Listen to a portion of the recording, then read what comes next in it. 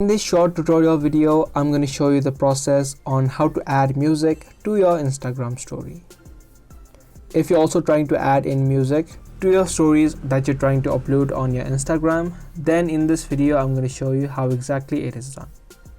Now before I move on and show you, subscribe to this channel and also hit that notification bell so you are notified for more informative videos that we post. With that said, let's get right into the video.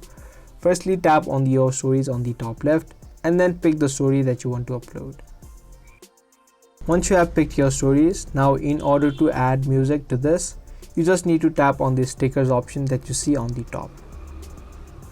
Tap on it and you'll be able to see a sticker called music. If you don't see the sticker, you can also search it on the search bar. So just tap on the stickers option and you'll be able to see all of the music library of Instagram. You can also tap on the browse section and exactly pick the music that you want to add in. So just tap on the music and the music will be added. From here you can choose or select a few selections, and when you're done, tap on done on the top right. And there you go, the music now has been successfully added to your Instagram story.